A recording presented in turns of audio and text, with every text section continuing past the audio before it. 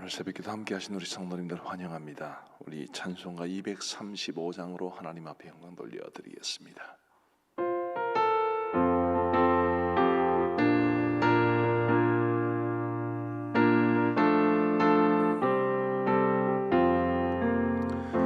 보아라 즐거운 우리 집 밝고도 거룩한 천국에 거룩한 백성들 거기서 영원히 영광에 살겠네. 거기서 기쁘고 즐거운 집에서 거기서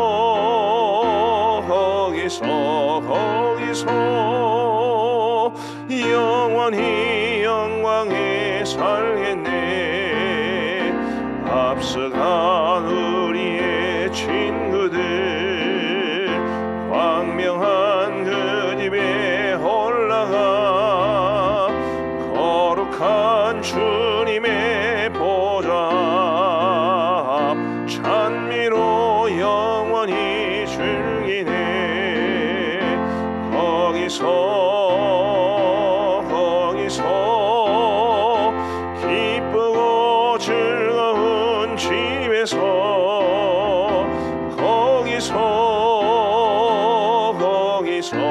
거기서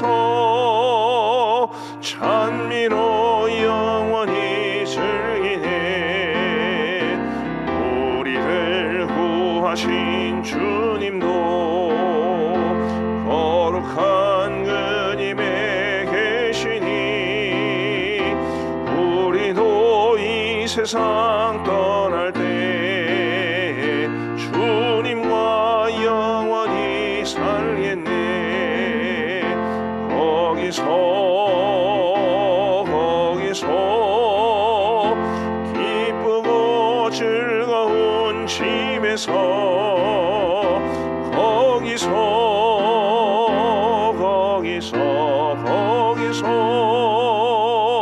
주님과 영원히 살겠네.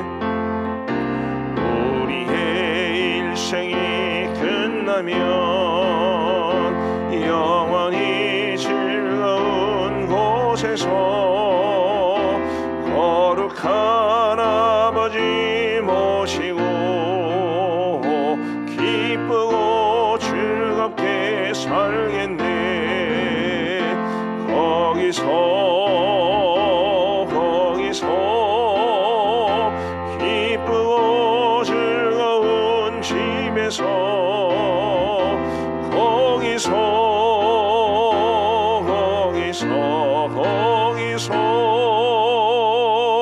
기쁘고 즐겁게 살겠네. 아멘. 우리 하나님 말씀 요한복음 14장 말씀입니다. 요한복음 14장 1절부터 11절까지의 말씀을 우리 교독하시겠습니다. 요한복음 14장 1절부터 11절, 제가 먼저 1절을 읽겠습니다. 너희는 마음에 근심하지 말라. 하나님을 믿으니 또 나를 믿으라. 내 아버지 집에 거할 곳이 많도다. 그렇지 않으면 너희에게 일렀으리라. 내가 너희를 위하여 거처를 예비하러 가노니 가서 너희를 위하여 거처를 예비하면 내가 다시 와서 너희를 내게로 영접하여 나 있는 곳에 너희도 있게 하리라. 내가 어디로 가는지 그 길을 너희가 아느니라. 도마가 이르되 주여 주께서 어디로 가시는지 우리가 알지 못하거늘 그 길을 어찌 알겠사옵나이까. 예수께서 이르시되 내가 곧 길이요 진리요 생명이니 나로 말미암지 않고는 아버지께로 올 자가 없느니라. 너희가 나를 알았더라면 내 아버지도 알았으리로다. 이제부터는 너희가 그를 알았고 또 보았느니라. 빌립이 이르되 주여 아버지를 우리에게 보여주옵소서. 그리하면 족하겠나이다. 예수께서 이르시되 빌립아 내가 이렇게 오래 너희와 함께 있어되 네가 나를 알지 못하느냐. 나를 본 자는 아버지를 보았거늘 어찌하여 아버지를 보이라 하느냐.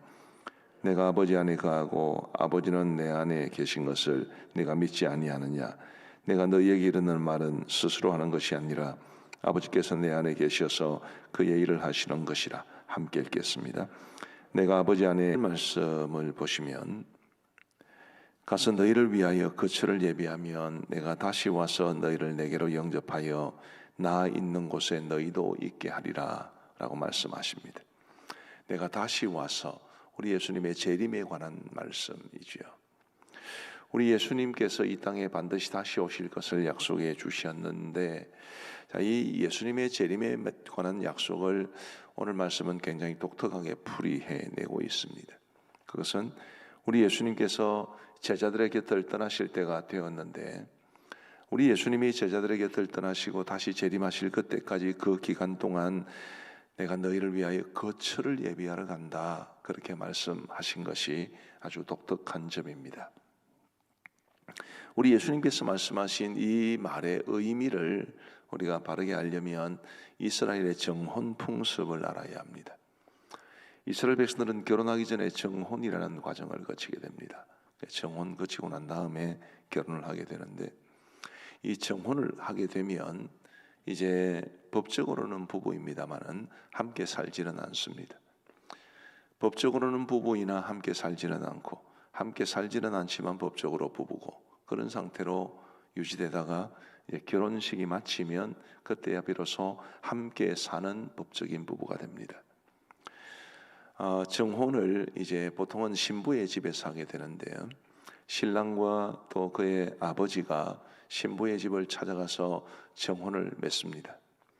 그러면 이제 그 정혼이 마치면 아버지가 신랑 아들 데리고 다시 집으로 돌아가는데, 그 아들이 아버지 집에 사는 일은 이제 한 가정의 가장이 될 준비를 하게 됩니다. 신부와 함께 거할 집도 장만을 해야 되고, 그리고 경제력도 키워야 되고, 정혼 이전까지는 한 사람의 아들이었지만 정혼 이후에는 한 여자의 남편으로서의 삶을 준비하게 됩니다. 우리 예수님께서 이제 지금은 정혼 상태이죠. 우리는 그리스도의 법적인 부부입니다만은 우리가 주와 함께 살지는 않습니다. 물론 주님께서 성령을 통하여 우리 마음 가운데 계시지만 우리 주님을 우리가 육신의 눈으로 볼 수 있는 것은 아닙니다. 우리가 주님을 육신의 눈으로 볼 수 있는 때가 반드시 옵니다. 그때가 재림의 때입니다.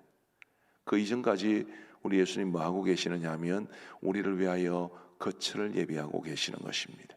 우리와 함께 살 영원한 천국에서의 거처입니다. 결국 오늘 이 말씀은 우리에게 뭘 말해주느냐 하면 우리가 그리스도의 정혼한 신부라는 것을 말해주는 말씀입니다. 그리고 주님은 우리를 반드시 데리러 이 땅에 다시 오신다. 그것이 바로 어린 양의 혼인잔치입니다. 주님이 이 땅에 다시 오셔서 우리와 더불어 어린 양의 혼인잔치를 통해서 이제 우리는 영원한 천국에서의 삶을 살아가게 되는데, 그때의 삶이 바로 우리 주님을 우리의 눈으로 배웁고 직접 주와 함께 부부로서의 삶을 살아가게 되는 삶입니다. 우리 사랑하는 성도 여러분, 이것이 우리에게 두 가지 큰 중요성을 줍니다. 하나는 우리 주님께서 우리를 위해서 거처를 예비하신 그 천국에 우리가 영원한 소망을 두게 되리라는 것을 말해주고 있습니다. 어제도 우리 소병호 장로님 아버님께서 돌아가셔서 장례식을 치렀습니다마는 교회 안에는 장례식이 얼마나 많습니까, 그죠? 근데 이런 수많은 장례식들을 치를 때마다 한편으로는 사람을, 소중한 가족을 떠나보내고 혹은 소중한 성도를 떠나보내는 그 슬픔이 참 큽니다마는 또 한편으로는 참 천국에 대한 소망이 굉장히 강하게 일어날 때가 바로 장례식장입니다. 천국에서 다시 만날 소망이 없으면 사랑하는 사람을 우리가 어찌 떠나보낼 수 있겠습니까?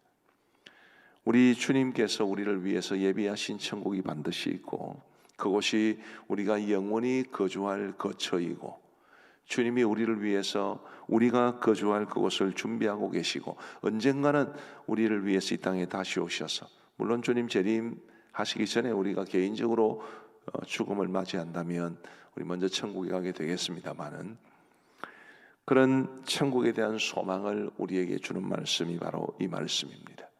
우리 사랑하는 성도 여러분, 우리 중에 가까운 사람 한 분도 천국 안 가신 분이 계십니까? 아마 아무도 안 계실 겁니다. 누군가는 우리 곁을 떠나셨습니다.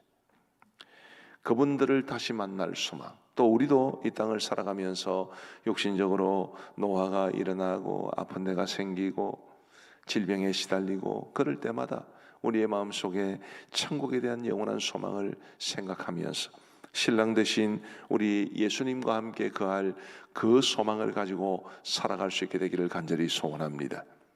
두 번째로 이 본문이 우리에게 가르쳐주는 도전은 우리가 정혼한 신부로서 이 땅을 정결하게 살아가야 한다는 뜻입니다. 신랑이 정혼한 이후에 아버지 집으로 돌아가서 준비를 한다면, 신부를 데리고 살 준비를 한다면 그때까지 정혼한 신부도 가만히 있는 것이 아닙니다. 정혼한 신부도 물론 어머니 밑에서 이제 살림을 배웠지만, 그러나 정혼을 한 이후에는 본격적으로 살림을 배웁니다. 한 가정의 아내가 될, 한 남편의 아내가 될 준비를 하는 거지요. 근데 신부가 해야 할 가장 중요한 일은 신부 수업이 아닙니다. 그것은 신랑을 사모하는 마음으로 기다리는 것입니다.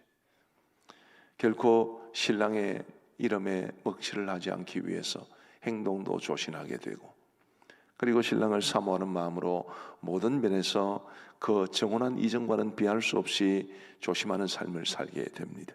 오늘 우리의 삶도 그러해야 합니다.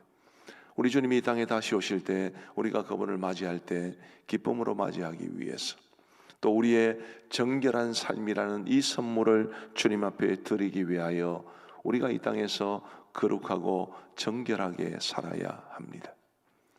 이 세상의 흐름에 물들지 아니하고 우리의 신랑 되신 우리 예수님의 이름을 더 높이는 삶을 살고, 우리 주님이 이 땅에 지금 다시 오시더라도 부끄러움 없이 주님을 맞이하기 위해서 신랑을 기다리는 삶, 오늘 우리의 하루의 삶뿐만 아니라 우리의 이 땅에서의 남은 평생의 삶이 그리스도의 정혼한 신부로서 신랑 되신 주님을 기다리는, 그래서 정결한 삶을 살아가는 우리 모두가 되기를 우리 주님의 이름으로 축복합니다. 두 번째로 큰 주제를 살펴보십시다. 7절 말씀에 보시면 너희가 나를 알았더라면 내 아버지도 알았으리로다. 이제부터는 너희가 그를 알았고 또 보았느니라. 너희가 나를 알았더라면 내 아버지 하나님도 알았으리라. 그렇게 말씀하십니다. 그러자 8절에 빌립이 이르되 주여 아버지를 우리에게 보여주옵소서. 그리하면 족하겠나이다. 9절 말씀을 보시면 예수께서 이르시되 빌립아 내가 이렇게 오래 너희와 함께 있어되 네가 나를 알지 못하느냐. 나를 본 자는 아버지를 보았거늘 어찌하여 아버지를 보이라 하느냐. 자, 이 굉장히 중요한 도전을 우리에게 주는 말씀입니다. 우리 예수님께서 이 땅에 왜 오셨나요? 우리 예수님이 이 땅에 오신 목적을 여러 가지로 말할 수 있겠지만 가장 중요한 것은 우리를 구원하시기 위함이시죠. 근데 그 다음 목적을 오늘 본문은 우리에게 말해줍니다. 아버지를 보여주기 위해서 오신 것입니다. 하나님은 눈에 보이시는 분이 아니시죠.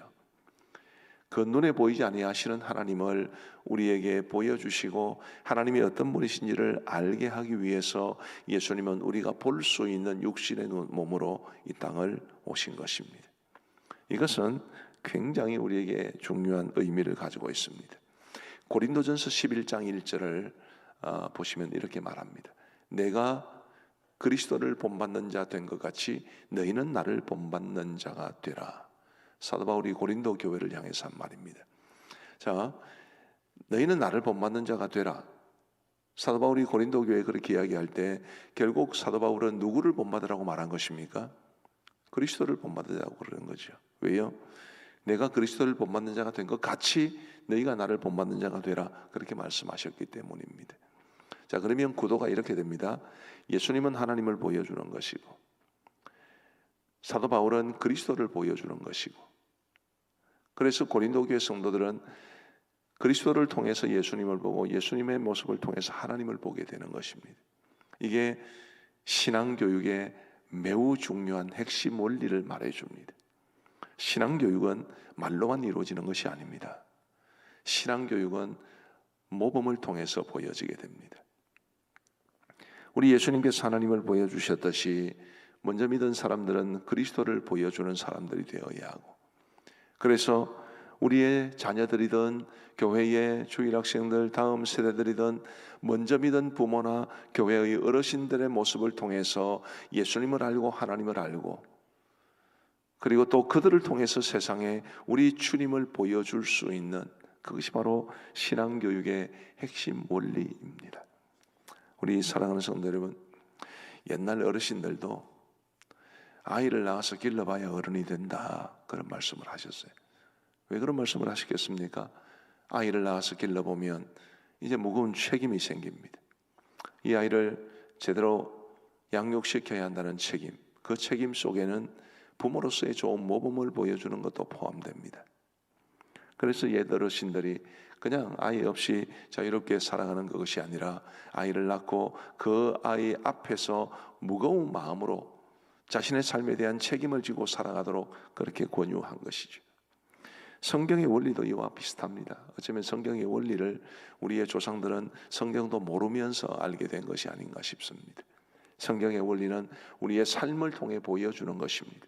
천국이 어떤 곳이고 하나님이 어떤 곳이고 믿음은 무엇이며, 말로만 백날하고 삶으로 보여주지 못하는 그런 모습이 아니라 정말 우리의 삶을 통해서 예수 믿는 게 얼마나 좋은 것인지, 또 우리 하나님이 얼마나 좋으신 분이신지를 우리의 삶과 인격을 통해 보여줄 수 있는 그런 목적을 위해서 하나님께서 예수님을 보내신 것이고 저와 여러분들을 부르신 것이라고 믿습니다.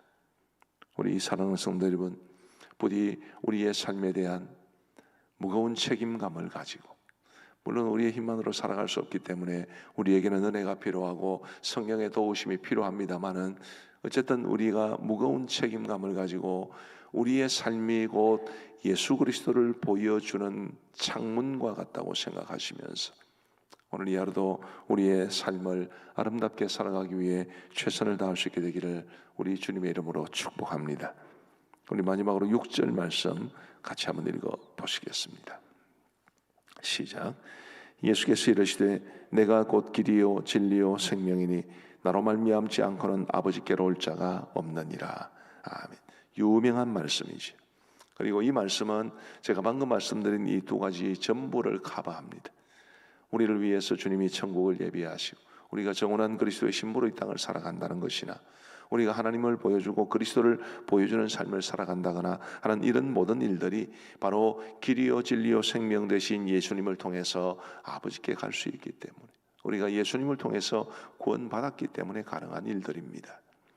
부디 그 예수님을 의지하시고 예수님을 사랑하시면서 내가 예수님의 정원한 신부라는 것 절대로 잊지 마시고, 다시 주님 오실 그날 우리가 부끄러움 없이 만날 준비하며 살아갈 수 있게 되기를 바라고, 우리의 자녀들과 온 세상을 향해서는 그리스도의 참된 모습을 보여줄 수 있는, 우리의 삶이 너무나 부족하고 미력하지만 그래도 주님 은혜에 의지하여 좋은 모습을 세상에 보여주며 살아갈 수 있는 우리 모두가 되기를 주님의 이름으로 축복합니다. 우리 함께 기도하시겠습니다. 우리 말씀을 생각하시면서 기도하시면 좋겠습니다.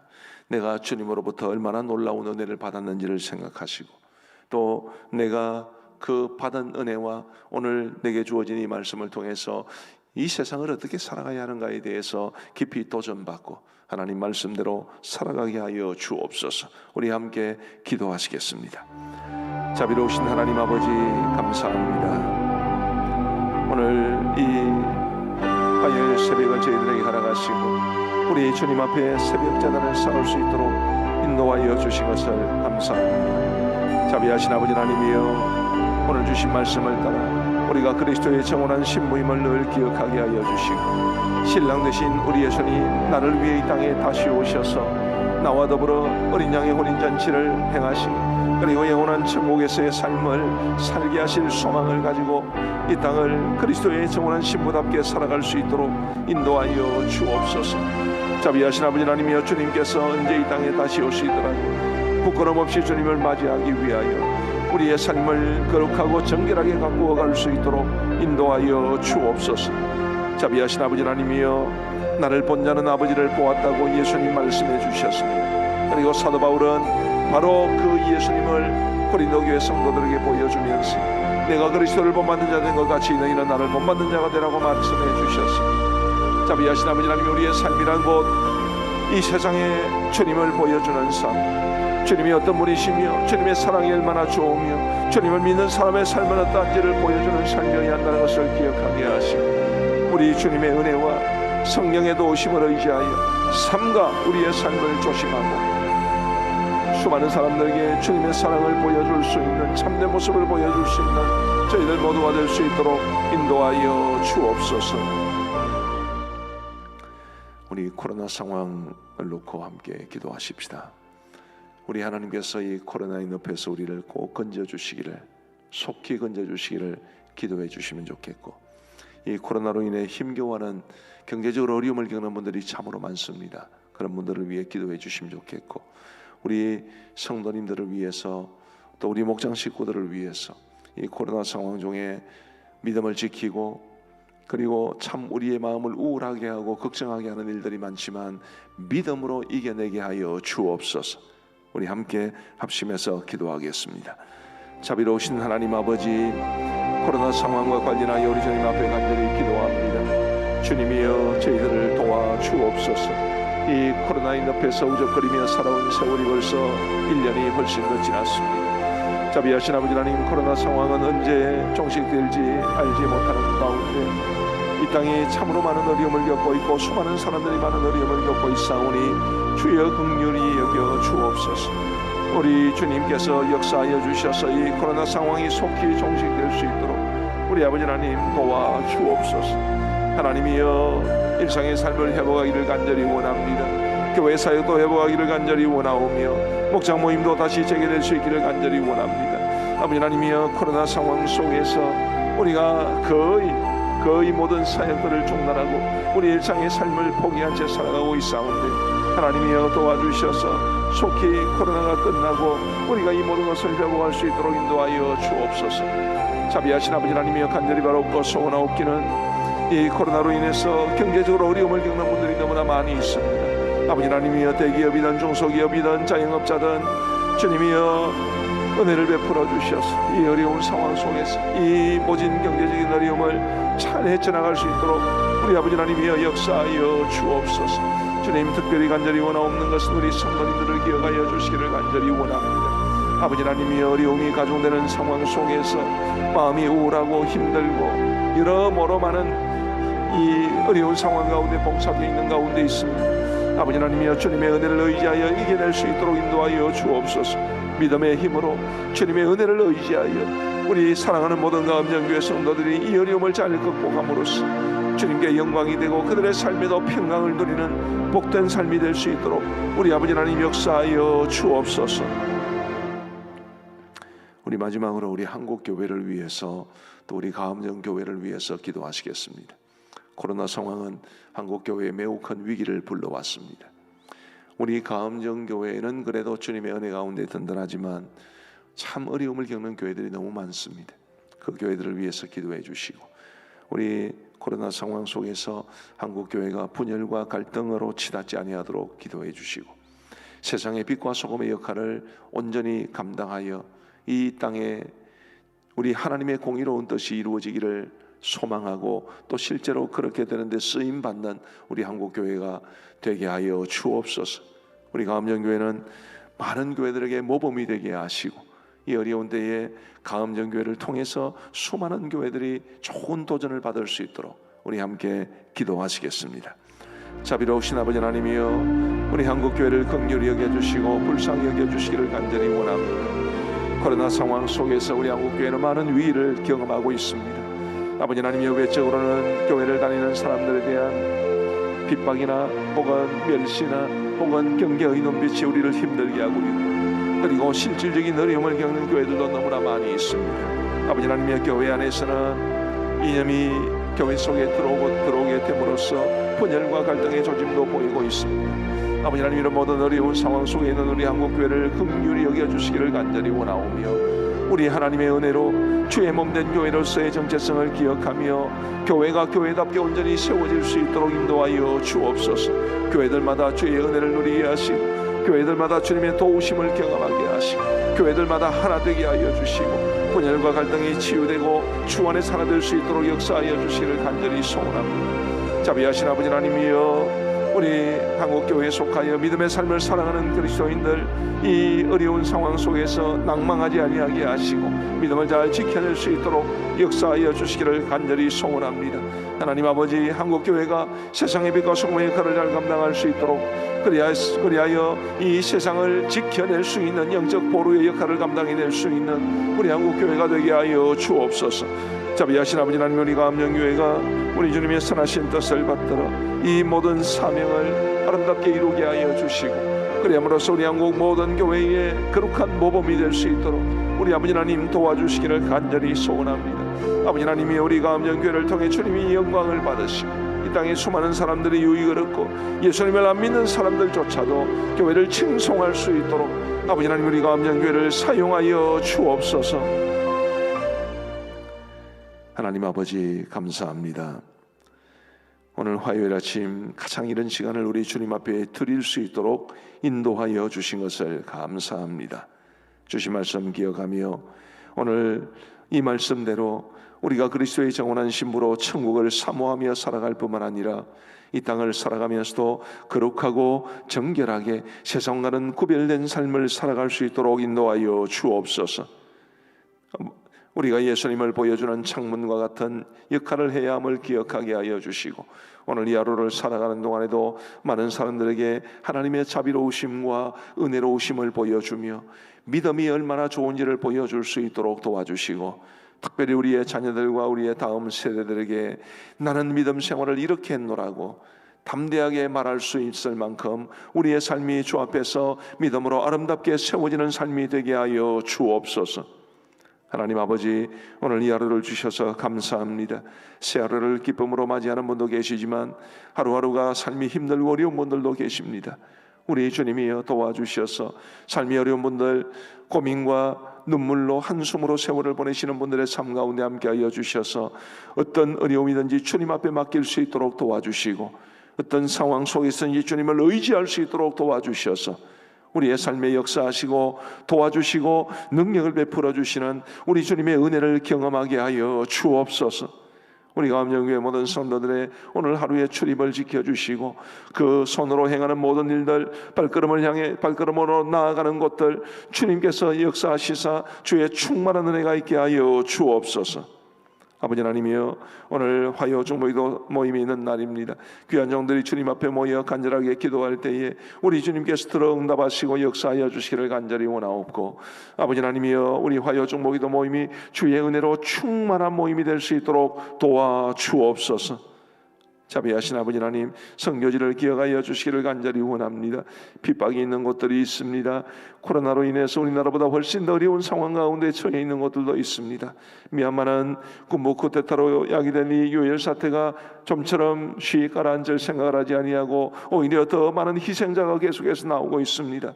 주님이 선교지를 불쌍히 여겨주시기를 간절히 원하오며 이런 상황 속에서 선교사님들과 현지 교회와 그리고 모든 성도들의 안전이 주님의 위협받지 아니하도록 인도하여 주옵소서. 이제 우리가 개인적으로 기도하겠사오니 우리 하나님께서 우리의 기도에 응답해 주시는 역사가 있기를 간절히 원하옵고 우리 구주 예수 그리스도의 이름으로 기도하옵나이다. 아멘. 이제 개인적으로 기도하시겠습니다.